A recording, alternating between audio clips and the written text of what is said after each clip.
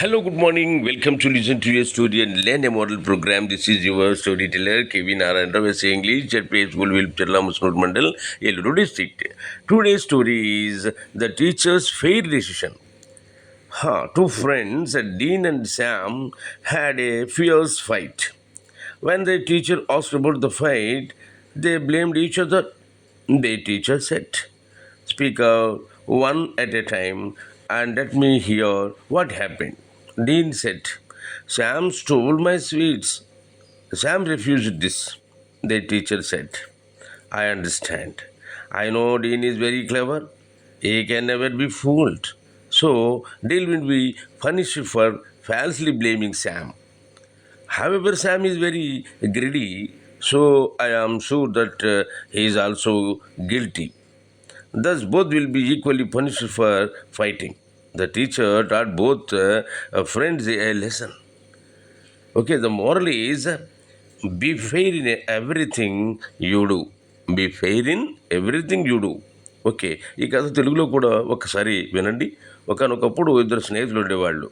వాళ్ళ పేర్లు డీన్, శ్యాము. వాళ్ళిద్దరూ ఒకరోజు ఎందుకు గొడవ పడ్డారో తెలియదు కానీ బాగా గట్టిగా పోట్లాడుకున్నారు.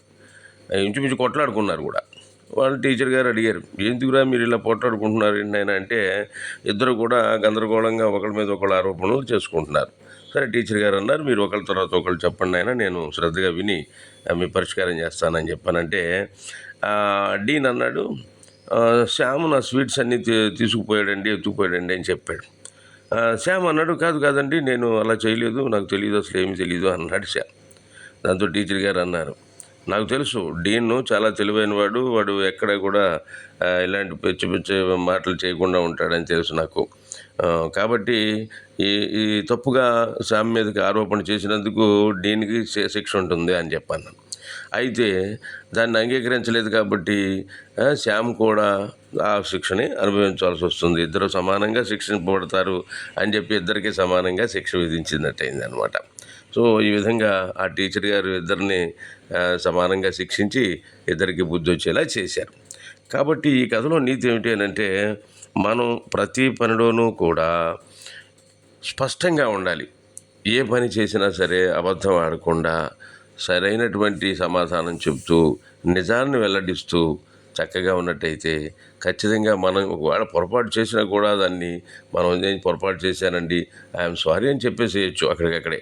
నేను చేయలేదు అని అబద్ధం ఆడటం వల్ల ఒక తప్పును కప్పించుకోవడానికి ఇంకో 10 తప్పులు చేయవలసి వస్తుంది అని చెప్పేసి ఈ కథలో నీతి. కాబట్టి మరి ఈ కథ నీతి మీకు నచ్చినట్టయితే మళ్ళీ మళ్ళీ వినండి. అట్లాగే మీ స్నేహితులకు పంపడం మర్చిపోకండి. వాళ్ళని కూడా వినేలాగా చేయండి. మరి మళ్ళీ ఇంకో మంచి కథతో రేపు కలుసుకుందాం. మీరు కూడా కథలు చెప్పడం ప్రారంభించండి. అంతవరకు సెలవు. Okay, bye.